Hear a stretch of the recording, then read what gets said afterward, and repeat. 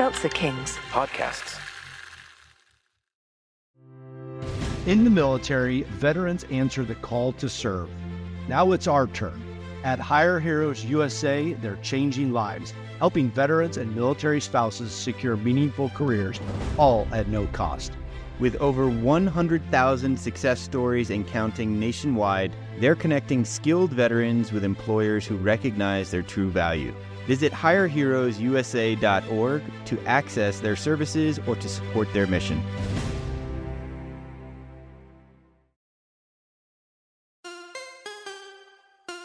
What does an 18-year veteran of the tech industry and a 20-year veteran of the military have in common? More than you might think. Welcome, everyone, to the Second Act podcast, leveling up your life's journey. You can't stop me! You don't got the power, shut me down.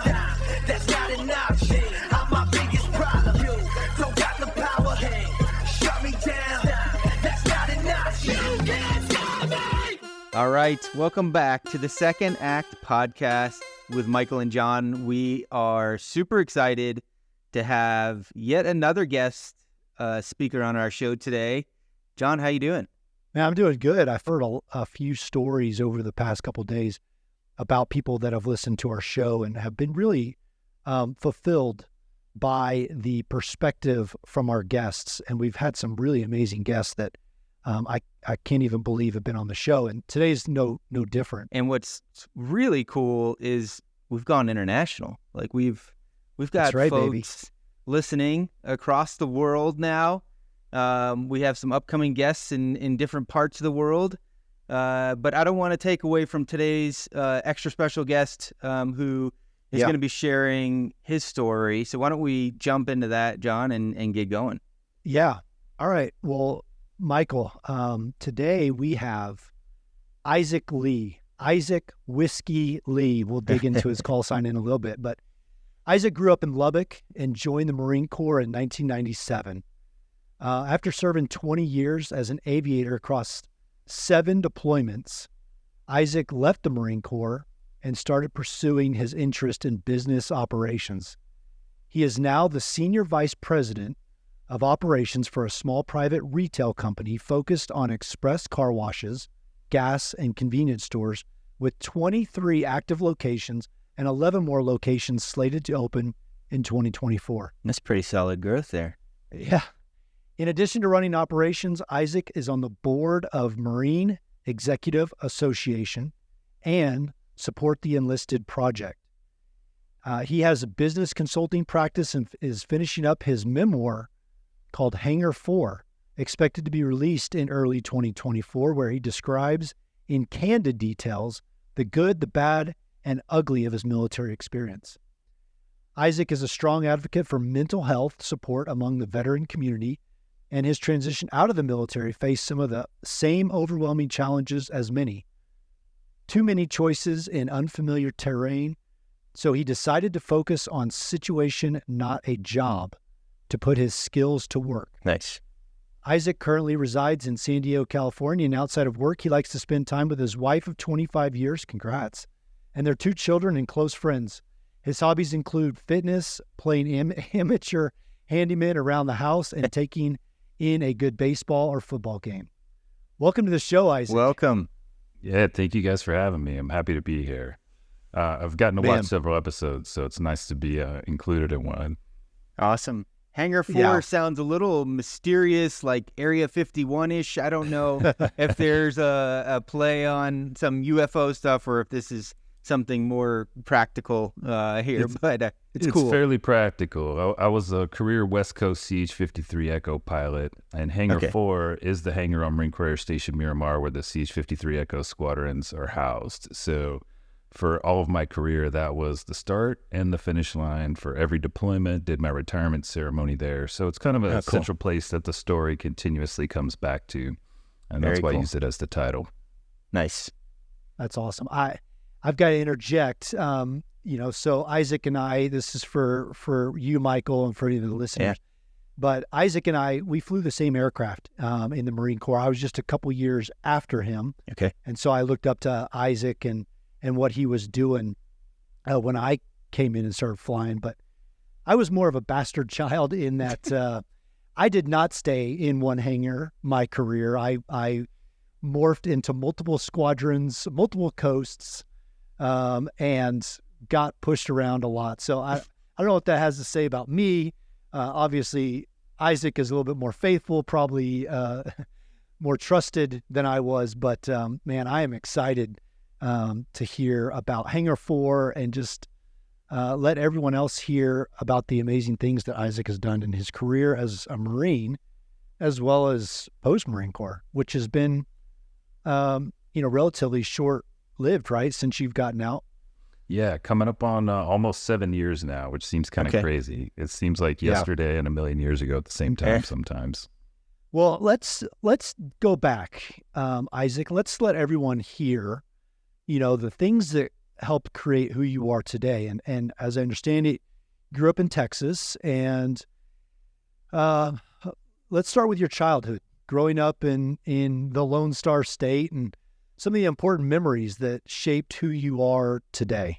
Yeah, absolutely. So grew up in Lubbock, Texas, smallish, dusty West Texas town, home to Texas Tech University, which is kind of the claim to fame. Okay. But, at the time it was a 5 high school town, so decent size. My dad was a football and baseball coach at one of the local high schools. So he was kind of a local celebrity, if you will. But our family growing up was totally focused on school and sports. My mom was also a teacher, so I got called my nurturing side from her, and all of the lessons, if you will, were on the dusty ball fields of West Texas with my dad. And that's where we spent our time. Frankly, there wasn't a whole lot else to do in Lubbock, Texas in the 80s and early 90s, so pretty much all the families were at some sporting event, year round. But it was a great way to grow up. I grew up with a lot of great kids and got a lot of competition, and I had no idea at the time, but it really prepared me well for what I went on to do as an adult in the Marine Corps specifically. Are you the first in your family to join the ranks of the military? My grandfather was in the Navy, but the military wasn't, call it a tradition in our family. I think my dad was hoping to turn the tradition into being athletes and coaches, and then I kind of hosed that up for him and went rogue and joined the Marine Corps a few years later. But it worked out. Well, Isaac, I'm going to one up you here, and I, in maybe not a good way. But my dad got divorced when I was young, and he grew up in a smaller town outside of Lubbock called Tulia, Texas. It's in between Lubbock and Amarillo, because my dad went to Texas Tech as well. So growing up in Tulia, Texas, it's like the best thing about it is after it rains, it smells like rain and not cow poop. So I totally get growing up in the 80s or early 90s around the farm towns and really not having much to do but, create your own destiny out of the things you can find. So I admire that about you and coming up from that. I appreciate that. And I am familiar with Tulia. I've driven through there many times. It's about all you do there is drive through it. I think a lot of people who aren't from Texas or don't have any ties to Texas, when they hear small town and sports, they think of that movie or series, Friday Night Lights, and football. And I don't know how close or far that is to where you guys have some ties to. But it wasn't far away. And actually the year before Gary Gaines went to Odessa Permian, who's the coach in that movie and ultimately series, he and my dad went head-to-head in the playoffs. Gary Gaines was still at Monahans at the time. My dad was at Lubbock Dunbar. Game ended in a 0-0 tie, and Monahans won 1-0 on penetrations, which I didn't even realize that was a statistic until that game happened. I think I was 10 or 11 years old, mid-80s. But it was fun growing up in the middle of all that. Very cool. Very cool. Well, Isaac, so, your dad, you mentioned your dad was in the Navy. Do you have any aspirations as a young teenager, young adult, before you even get to Texas Tech? You think to yourself, I want to get out of here. I want to go do something else. I don't want, I want to leave this in the rearview mirror. Is there anything pushing you even before college that is leading you to a bigger world out there or joining the service? I would say there was one tiny seed planted for me. So I will tell you, the whole time I was in high school, I went to a high school that had a very competitive baseball program. At the time, our coach he ended up retiring as the winningest high school baseball coach in the history of the United States. And he was already in his 30th season when I got there in the early 90s. And I was a decent baseball player. So my sole focus was, I'm going to play baseball for as long as I can, right? Like, just like every other kid thinks. But I did have a government teacher when I was senior in high school, who was a retired Air Force colonel, and he kind of planted the seed a little bit with me. So that's the first time I really got it on the brain, was there. And we had, at the time, Reese Air Force Base was still in Lubbock, Texas. It was a training base, so we go to the air show or whatever every now and then, but it still felt like, I don't know, I wasn't connected to it. I was so focused on sports, I didn't really give it a whole lot of thought. And then the way just it shook out at the end of my senior year of high school, the only offers I got for baseball were really for junior colleges, but I was a good student. And probably the first great mature decision I made in my life was to not chase that from that point. Okay. There were a lot of guys in my hometown who were great high school athletes, and they were still banging around, and that was their claim to fame. And the one thing I knew I didn't want to do was that. But I didn't really have a plan on what I did want to do. So I went and enrolled in classes at Texas Tech, frankly, just because I thought that's what I was supposed to do. You're supposed to go to college, but I did that without any real clear idea of like, where am I going with this? What do I want to be when I grow up? I had no clue. But I got about 3 years. It was 3 years into that. I was doing an internship actually with an advertising agency in the summer, and I hated it. Like I couldn't stand it. And I went out to my parents' house one night. My dad was sitting in the driveway like he tended to do in the summer. And I started telling him like, hey, I'm doing this internship and I really don't like it and it's not going well and I don't want to do this. And, like a normal parent, he got pretty frustrated because he's like, look, you're 3 years into school, that we're helping you with, and now you're telling me you don't know what you want to do. Well, what are you going to do? And from my parents' driveway, you could see the landing pattern over at Reese Air Force Base, and the T-37s and T-38s were in the pattern doing some night training. And I just randomly looked over there and said, you know what? I'm going to do that. And he said, you're going to do what? And I was like, I'm going to be a pilot in the military. And he looked at me like it was the most ridiculous thing I'd ever said to him. And it was a fair reaction given the randomness of the comment at the time. Yeah. And he just got up and he went in the house and he didn't say anything. He didn't say, you can't do that. He didn't say, that's a great idea. He said nothing. And right then in that moment, I was like, I'm doing it. I don't know how, but I'm going to figure it out. And that's really what set me on the course to end up as going into the Marine Corps with an aviation contract. Now being a parent yourself, have you reenacted some of this experience with your own kids where they just do a hard right and do something like, hey, I have this great idea, Dad.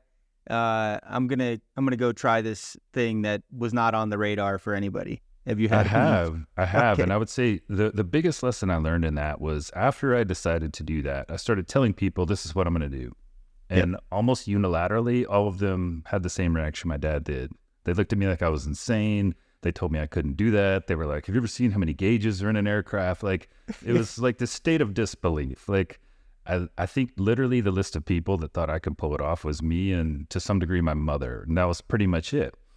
So that's what I share with my kids is, hey, you can do anything you want to do if you're willing to like just put in the work. And as long as you believe you can do it, you've got a shot.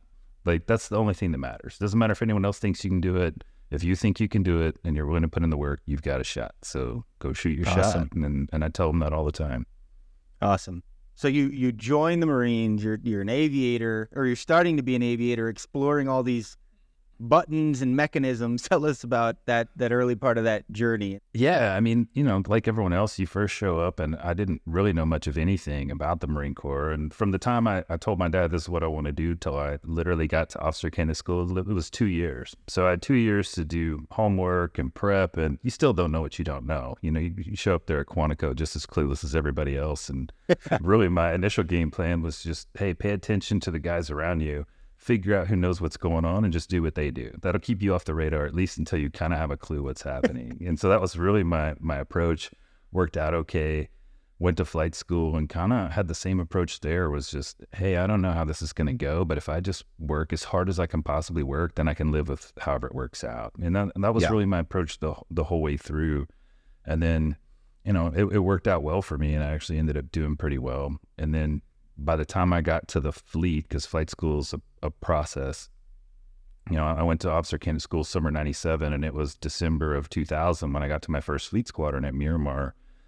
So my timing was either amazing or terrible, depending on your perspective. That was about 10 months prior to 9/11 happening. So I got there just in time. And, looking at it that way, one of my first deployment, 9/11 happened while I was on my first deployment. And then from there, we're fighting a war. So it was an interesting time to come into the Marine Corps and any occupational specialty. But, I just kind of grew up in Iraq and Afghanistan from that point forward.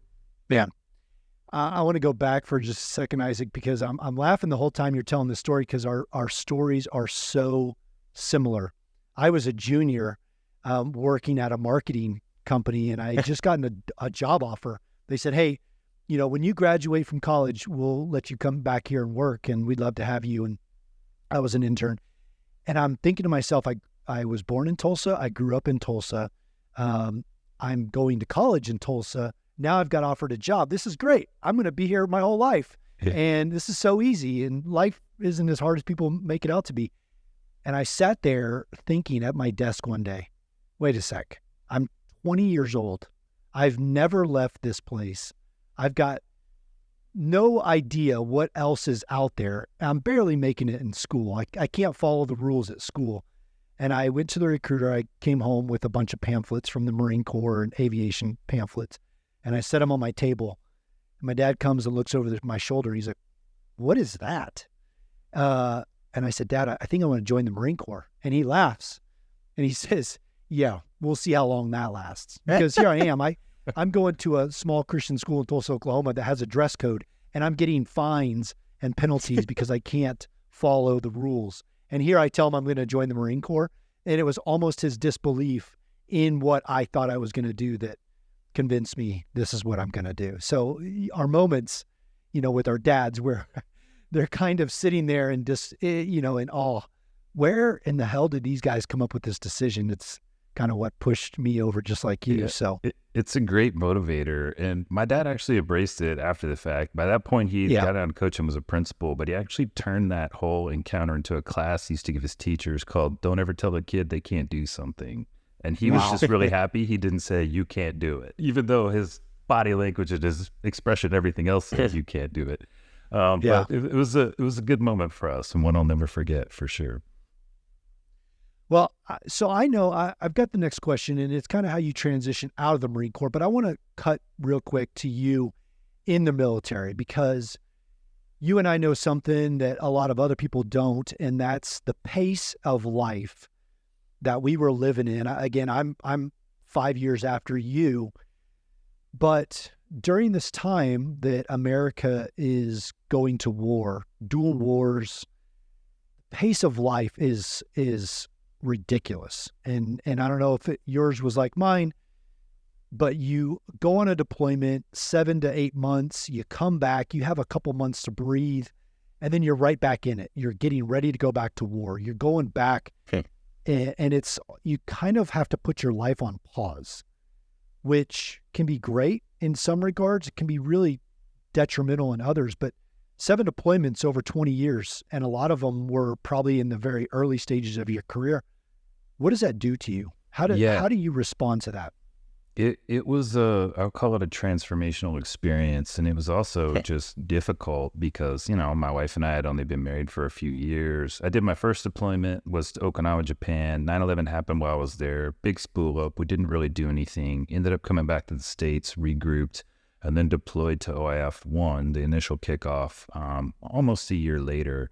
But from there, the pace of everything changed, like you said. I ended up doing 3 deployments to Iraq over the course of 3 years. The stops at home were pretty short. Our daughter had been born right before I went the first time. She was premature. She was in the hospital for a couple months. I mean, life just got real crazy. Like, we had this premature baby, and it seemed like the next thing you know, I was on this ship headed to war. And then I just kept going. So that period, I would say, was extremely challenging. for many ways, in many ways, but I was also, you kind of undergo this transformation through that experience. You kind of start out as a nervous lieutenant, like, can I do this? Because you don't really know, while you're on a ship headed to Iraq, like, am I going to be able to literally do my job when I get there? Or am I going to, just shut down? You start there, and then you start getting confident, and then you start having all these conflicting feelings like, oh, wow, I actually like this. Wait, I'm not supposed to like this. Am I crazy? Like, you go through this total transformation.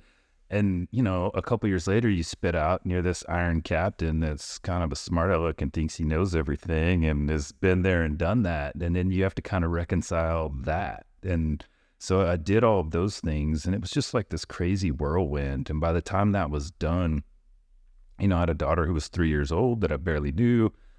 In fairness, my wife was not too pleased about the way the last 3 years had gone. It was hard. It's still hard. So then we took orders to the schoolhouse at Mott's One, where I was instructor. That was a pretty good little reset for us, kind of caught our breath, went through a 1-year master's program. And then I was right back in the fleet as a major, which had its own conflicts because, I grew up as a young officer thinking all majors were terrible and didn't know what they were doing. And I was one. So I was like, oh, I have to hate myself now. I'm one of those.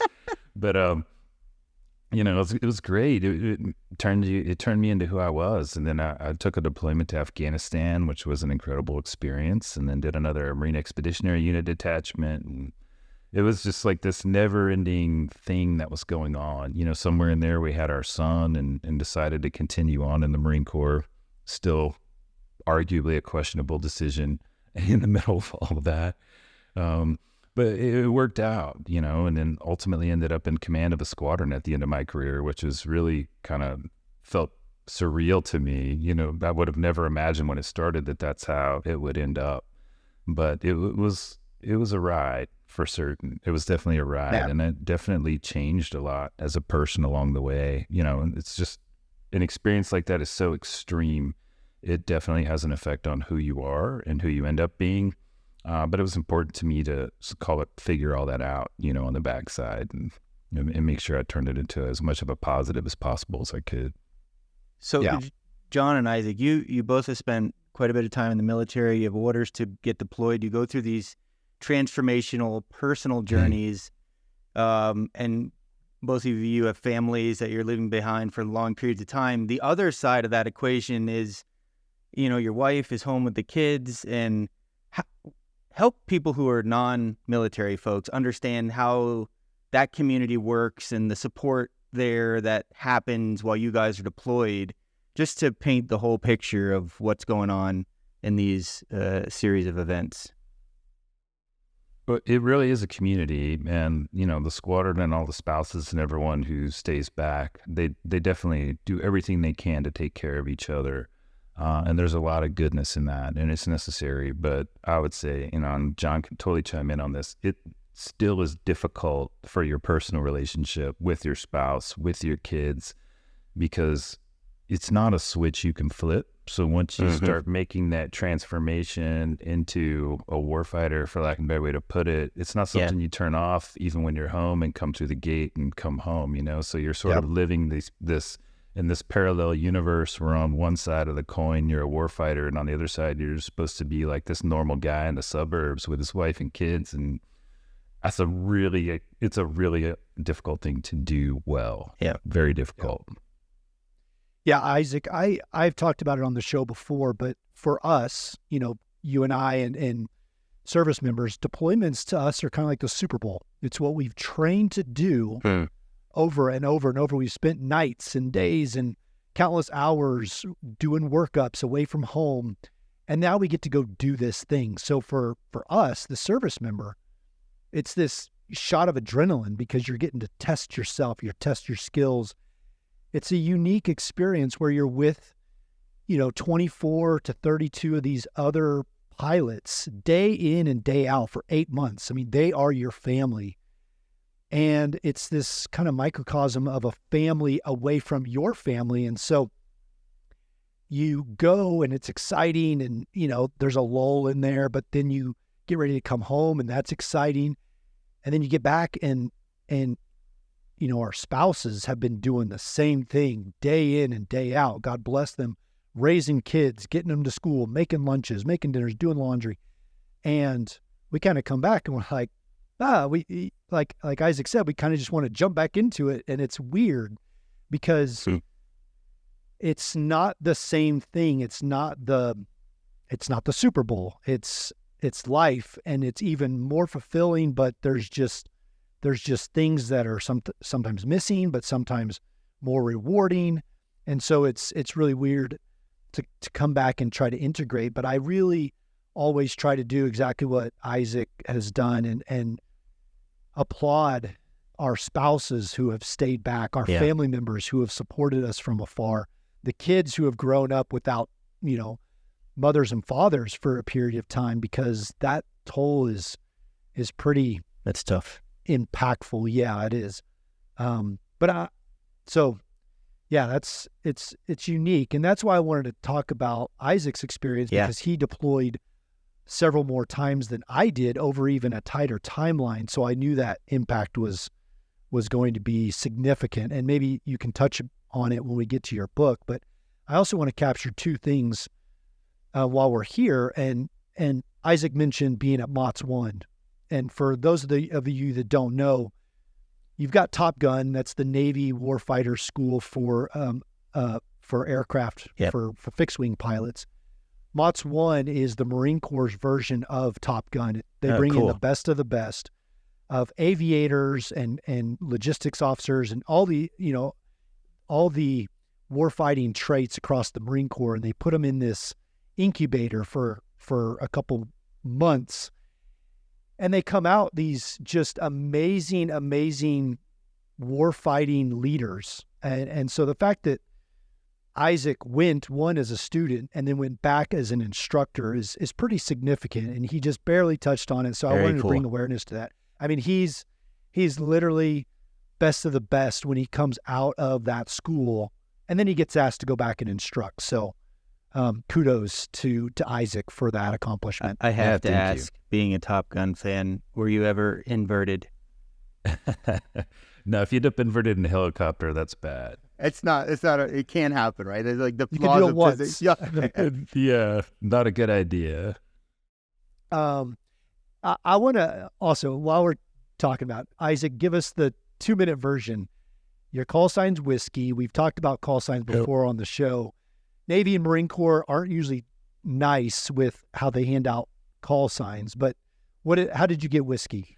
Honestly, like most call signs, it was the least intelligent thing that I did while I was a young captain in the fleet. But it was right after we won OF 1. We were having a Steel Beach picnic on the Navy ship that we called home, and so they called a beer day. So everyone you get a couple beers, which is something you're not really supposed to do on a Navy ship, is drink. But that kind of escalated and turned into, call it a bit of a party, and people had some secret stashes that started making an appearance. And I was just fortunate enough to be one of the lucky ones that got identified as breaking the rules. So I stood a lot of duty on the way home and thought I might be in super serious trouble. And I kind of was for a little bit, but nothing that left too much of a mark. But I got a cool call sign out of it. So in the end, my call sign was whiskey because I got in trouble for drinking on the boat. But at least the call sign itself made it worthwhile going through that experience. That is one of the better ones I've heard, Isaac. So congrats on that. Thank you. Yeah. So again, let's go back to military career. Phenomenal career. 7 deployments, 20 years of service. You went to MOTS 1. You went back and were asked to instruct at MOTS 1. And then towards the end of your career, you get asked to command a squadron. So 300 plus Marines, 15 plus or minus a couple aircraft that you're in charge of. And you're running the squadron on a day-to-day basis, deploying with that squadron. You've hit every wicket that a Marine Corps aviator would want to hit. I did. So just tell me, before you leave the Marine Corps, tell me about how you're feeling right now. Well, it was awesome to get slated for command. Was truly an honor. I loved every second of it. But I kind of went into that tour knowing that I had kind of reached my end point. Like, I felt like at that time, the best thing I could do for really my family and for me would be to go ahead and transition out when that was complete. And it was really more of a personal decision than a professional decision. Just the age my kids were at the time, I knew if I stayed and kept going, and I was in a good position to do that. Odds are decent. I would have gotten promoted at least one more time, but it was going to be another 2 or 3 moves at a time when our daughter was a teenager. So that was kind of weighing on me. Not to mention, just I felt like the pace that I'd been on for that entire time, my wife and I had never really had an opportunity to really reconcile any of those things. It was just a never-ending go to the next thing, go to the next thing, go to the next thing, and it always felt like we were putting off. I don't want to say dealing with it, but kind of, right? There were things we needed to reconcile and really try to address as individuals and together as a couple and as parents, with our kids. And I was just really concerned that if I tried to keep going, that we were going to reach a point where that we wouldn't have a chance to make that work out well. And that was really the heart of the decision for me. And it was difficult because I loved being in the Marine Corps and I love the mission, and I always will and always think of it fondly. But I just got to this place personally where I felt like you need to go do something else when you're done with this command tour. And frankly, I also just kind of like the idea of, to that point, my career had gone about as well as it could. And I was very aware that your Marine Corps career, really any military career, ends one of 2 ways. You either end it on your terms when you're ready, or eventually they tell you, hey, thanks, but we don't really need you around here anymore. And I did like the idea of doing that on my terms, on my timeline. Yeah. And that did, it resulted in a few one-way conversations from senior officers after I made that decision, but I just kind of stuck to my guns and did it. I felt like it was going to be the best thing for me to do. Man, let's talk about when you make that decision. And it's hard. And I always tell people, Marine Corps is an easy decision for Marines until it's not. Until, like you said, it came to a head and you're like, it's going to lead to some bad things down the road if we keep pushing that, kicking that can. So then you decide with your wife, hey, this is it. This is where I'm going to go. And you decide to go into the private sector. And maybe you have another direction that you initially go, but let's talk about when you make that decision. The end date is getting closer and closer and closer. What is going through your mind? Because you know that a transition is inevitable. You know that something new is going to have to occur, and you're going to have to start again at the bottom. What's going through your mind? Yeah, well, the transition was it was an interesting experience. It was a great learning experience. But the way it worked out for me, I actually gave up command 1 year before my retirement date. So I had 1 year to kind of really get my stuff together. And I went up to work at our higher headquarters at the wing and operations. So I was still busy, but not nearly as busy as I'd been in command. So I had time. And I'm admittedly a huge nerd, and I tend to be overly prepared. So I was going to like every class and all these networking events, and I was just a sponge for about the first 2 or 3 months of that. And I kind of landed on this idea that what I was really most interested in, and the thing I'd really fallen in love with in the Marine Corps, was just the human component of that, the leadership, the taking care of people, the being part of a team. And I came to this conclusion that going into the operations lane of business would be the place where I could find that and keep doing it. All the other standard options were on the table, of course. There's an airline transition for rotary wing pilots. There's, a million jobs at DoD Company X that are just sucking up people like me. But I really didn't want to do that. I want to do something totally different. And similar to my decision to join the Marine Corps, pretty much everyone I said that to told me I was crazy and it doesn't work that way and you can't do that and go get in line at Lockheed like you're supposed to, et cetera, et cetera. But I was pretty undeterred by that because it was really the second time in my life where I was like, okay, this is where I want to do. So even if no one thinks I can do it, I'm going to figure this out. I love the nonconformity that sort of goes all the way back to childhood. And you don't think of that in the military, especially not the Marines and then a pilot, but it's just like you have those moments and you just go for it. I love it. Yeah. I mean, you could call me hard-headed or stubborn or ridiculous, but so far it seems to keep working for me, so I'm sticking with it. But I was still kind of struggling with this overwhelming feeling of like, there's a million jobs. What do I want to do? And then it finally dawned on me one day that I was looking for a situation, not a job. So to me, that situation was small company that's trying to grow, preferably that has a lot of issues that need to be solved, because kind of my idea, if you will, was that the soft skills, like the things I just knew, the people, the leadership part, making, process improvement, I could make an impact right away while I was learning the business. And once I was able to see it that way, I was able to focus my networking on situations that look like that.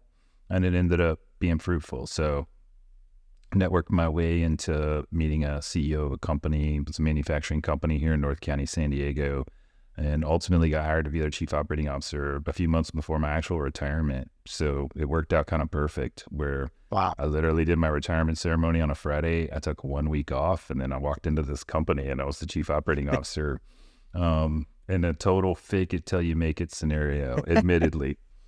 Like, listen more than you talk, take a lot of notes. When in doubt, Google's your friend, and, take care of the people. And that's really where it started. And I just worked a ton to get, my arms around it as quickly as I could. And I did, and it worked out. I love the look for a situation, not a job. I mean, I think that's a perspective that so many people should think about, and a lens people should look through when they're pursuing first, second, third, fifth act, whatever they're doing in life, because it's it makes you do some reflection on your skill sets and your passion and where to direct that in the things that you're doing, so that you'll do the best job as possible. And now you're in your second act after the military, and you've applied that perspective to what you want to do next, and now you're running operations for a growing small private retail company. Tell us about your foray into that particular world.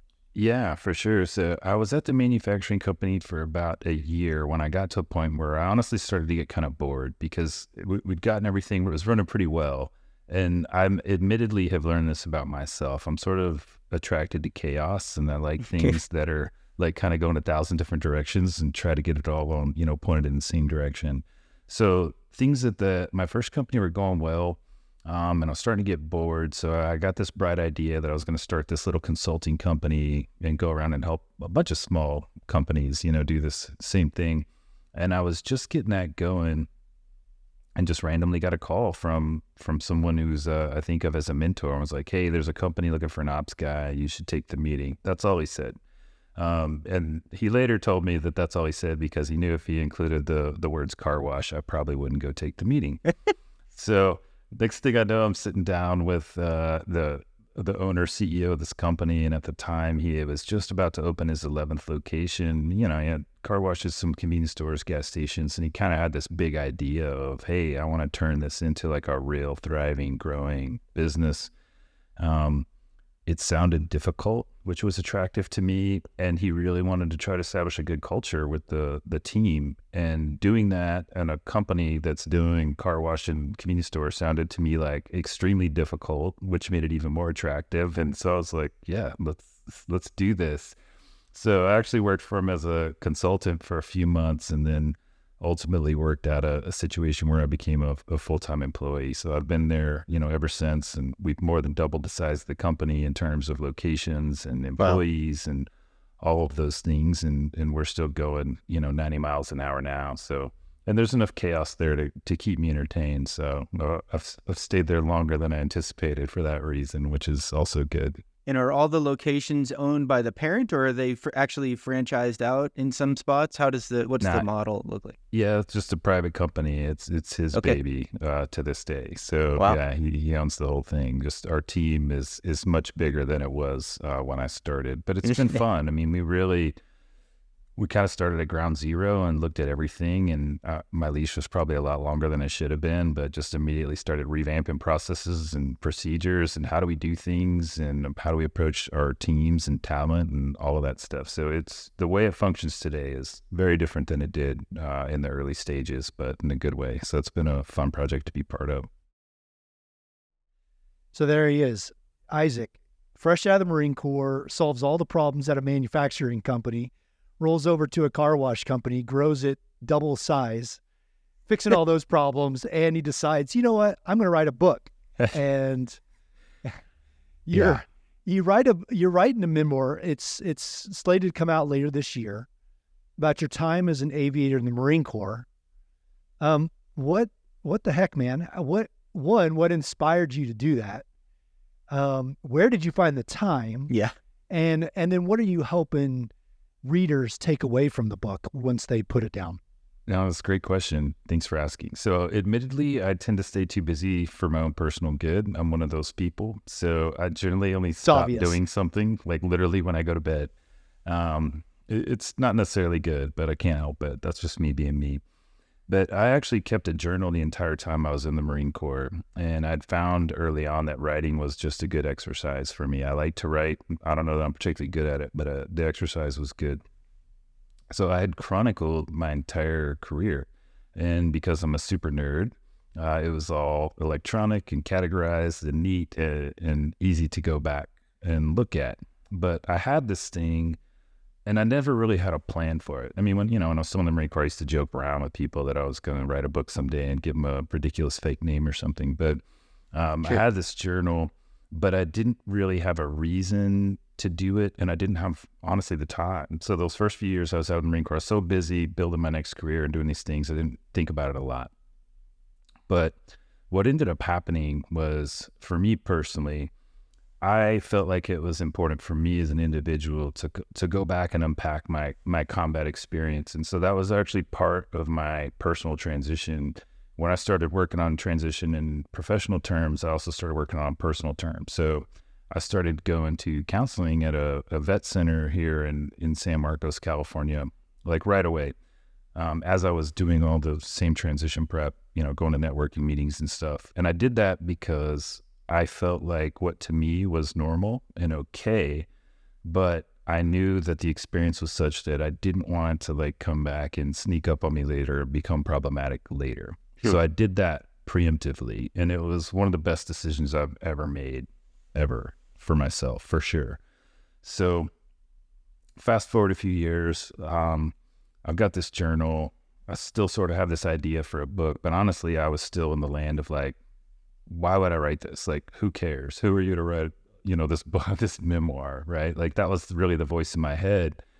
But in 2021, I started hearing more and more about, honestly, peers and just other Marines I knew that were having a hard time in transition and on the backside of transition in multiple ways, having trouble finding their path professionally, substance abuse, marital issues, all those things. And it was still challenging for me to navigate some of those things in my own personal life. So I know this is happening. I'm becoming more aware that it's happening. And I felt like, wow, I know what's going on with them. What can I do to help? And so you're trying to reach out to people and tell them, what you've done or what might help them, and just be the best friend you can be. But I finally just came to the conclusion, like, hey, maybe this is my why. Maybe I should write this story. And maybe if I share this story in like a really honest way, it could be helpful to some of my peers and, other service members, veterans, and honestly, even their families. If I'm really open about, hey, this was what this experience was like for me, and this is ultimately how it impacted me, and this is, sort of what I ultimately decided to do about it, going forward. So that was really my motivation. And once I had that, then it was actually, I won't say easy, but once I knew why I wanted to do it, then I just sat down and went back through my journal and put it together. So pretty exciting to get it to this point, because for a long time, it was just this thing I was doing in my office by myself, and you're kind of jamming on this thing forever and ever, and pages and pages. And I'm thinking, like, is this terrible? I have no idea. So it was neat to finally get to a point where, working with a publisher, a professional editor, get it cleaned up. And And really, it was kind of scary the first time I sent it out to some endorsement readers. It was the first real feedback you get. And like, well, we'll see what happens here. This might have been the most terrible thing I've ever done. We'll find out soon. But it was good to start getting feedback there. And that's all been, knock on wood, resoundingly positive so far. So I'm hopeful that it'll be something that ultimately helps people. So you've memorialized your experience through this book, and you described sort of seeing the elements that maybe were a recipe for disaster and preemptively sort of attack that in your own experience that is included in the book. And adjacent to that, you help advocate for mental health. Share a little bit more about your passion, based on that community, especially those who are making that military transition, and so much is unknown outside of the world they know. And that is so structured for them while they're in the military. Even if you wanted to get into something specific in the book that you think might resonate with our audience. Yeah, well, what I was really trying to do, and I'm certainly not telling anyone exactly what to do or how to do it. I was just trying to be really open and honest and share, like, this was my experience. And I kind of touched on it a little bit earlier, but, you started as kind of a nervous young lieutenant. You turned into this iron captain that thinks he knows everything. Now you're a major and you're in charge of stuff. But at the same time, I was starting to recognize that the way the experience was affecting me was probably not necessarily good, in that I wasn't scared of anything like at all. I actually liked it. I wanted more of it. If there was a point in my life, if you'd have told me you can go fly the craziest mission in the world every night for the rest of your life, I would have said, yes, sign me up. But at the same time, the logical part of my brain is like, that's probably not good. Like, maybe that's not the best thing for you long term, that you've come to this place where this is what you love. Like, and it was, it was almost like I described it as an addiction that I had to that. Uh-huh.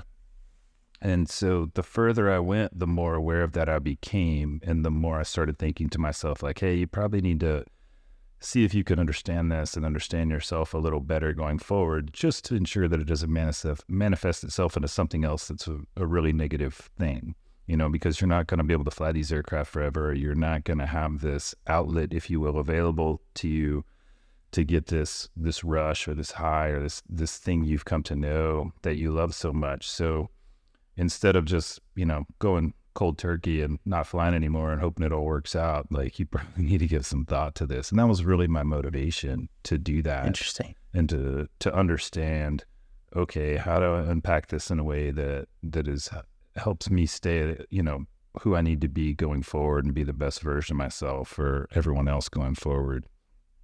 And so that's really, call it the story. Yep. All the things that happened, the Marine Corps things, are really just sort of the adventures that are happening and moving the timeline and the story along. And then I'd say the other story that I was very honest about was just what we were talking about earlier, how challenging it is to raise a family while you're doing that and maintain some semblance of a normal personal life while you're moving in and out of the combat zone and going on deployments and training detachments and trying to exist in two worlds simultaneously. So it's a pretty honest look at all of those things. You guys talked about being at the top of your game in the Marine Corps as aviators and sort of that thrill or rush, because you get to be so good at your job. You're sort of chasing the next big thing to go after on that side of the equation.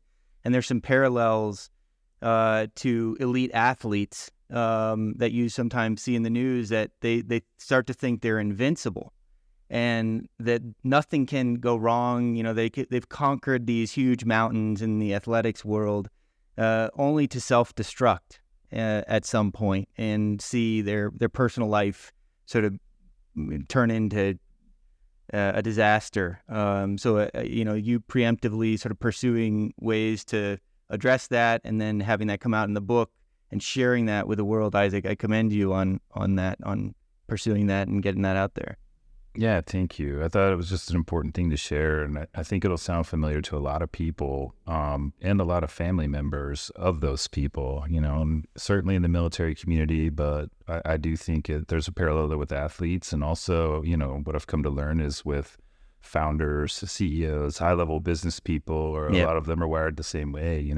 Take great risk, a great reward, and have a lot of success. And all of that success, has a tendency to convince you that you're 10 feet tall and bulletproof. And to a degree, you kind of need to believe that to do it in the first place. Yep. But then at some point, you got to kind of come down off of that and do what you got to do to help yourself turn back into a rational person, right? The best version you can be before you take it a little too far in the wrong place.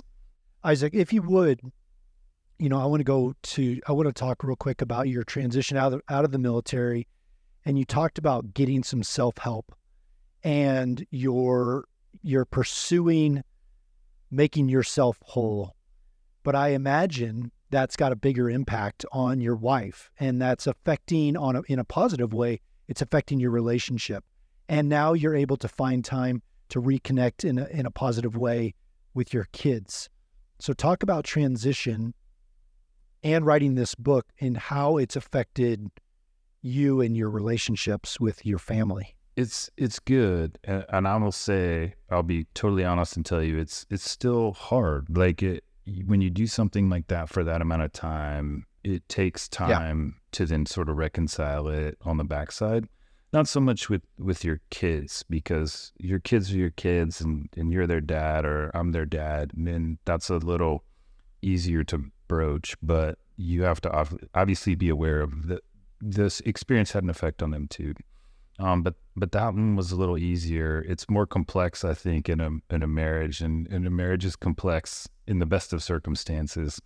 So for both my wife and I to kind of come at that from, a personal perspective for ourselves, and then a joint perspective is definitely, I would say, is an ongoing project that we talk about often and work on in a lot of different ways, to both help ourselves kind of keep that in as healthy a place as possible and on a positive trajectory moving forward. But it's certainly easier said than done, and it's definitely something that is an ongoing project. And sometimes I think it'll always be an ongoing project to some degree, because there's some things that just are.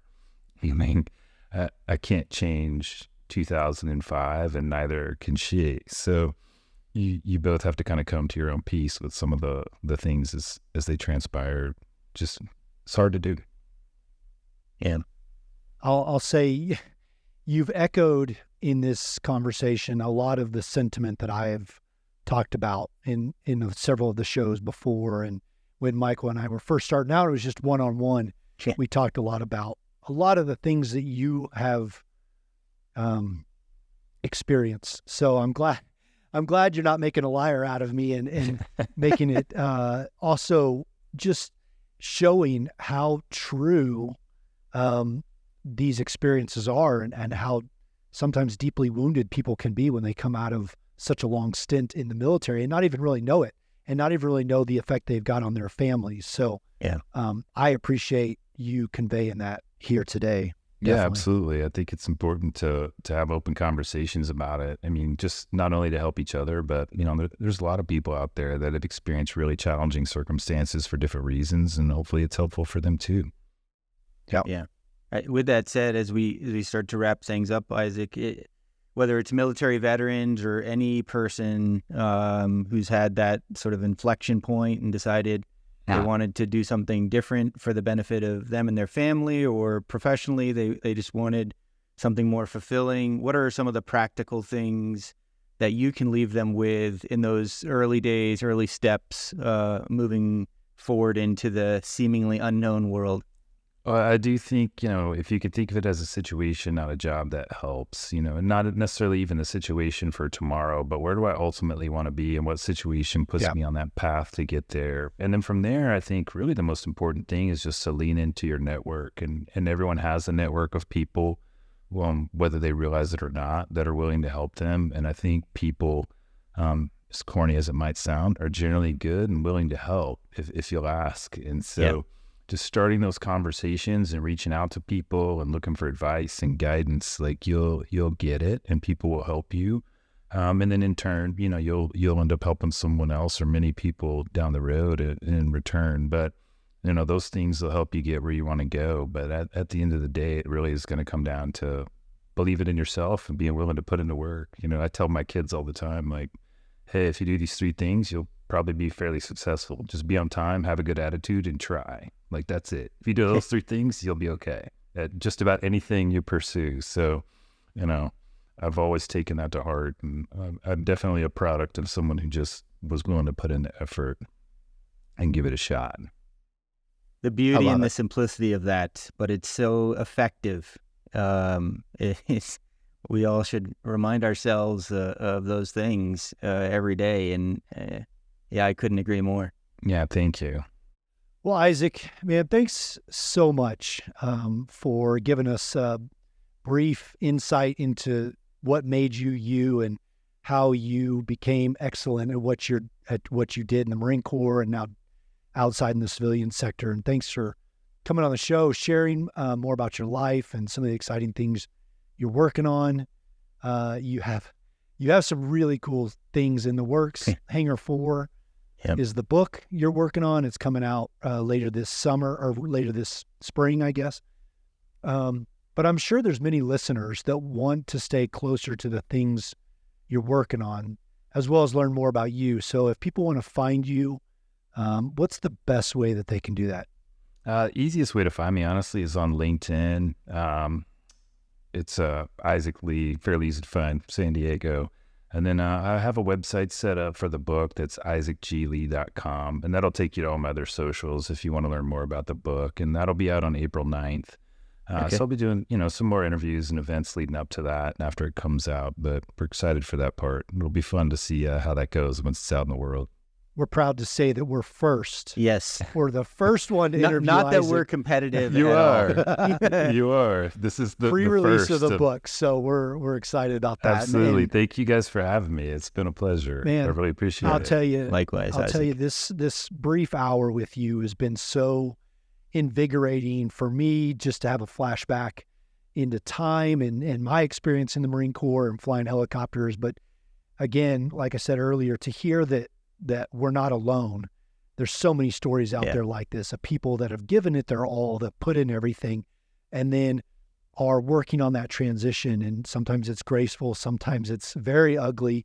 I too am in my own transition and working my way into that second act. And so it's such a benefit to have people like you who will open themselves up and share truthfully and honestly the things that are going on and provide some assistance and provide some advice. And so again, thank you so much for being on the show and just really appreciate it. Yeah. Thank you guys. It's been great. I really appreciate it.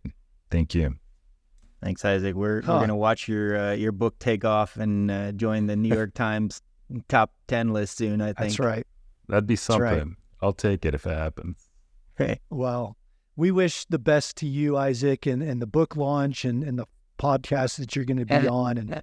And we'll be sure to include the link when it's available to the book and to your LinkedIn page and where people can find out more about you. We'll have those in the show notes, in our podcast notes as well. So, man, thank you so much. And Michael, it's great to see you again. And I look forward to this episode coming out. And look forward to seeing you next week. Awesome. Well, thanks, everyone. Thanks, Isaac. Thanks, John. We will see you all next week.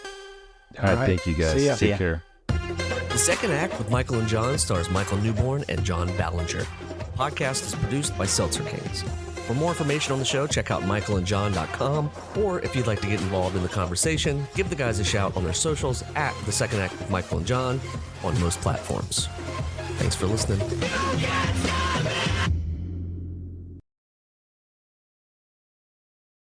Seltzer Kings Podcasts.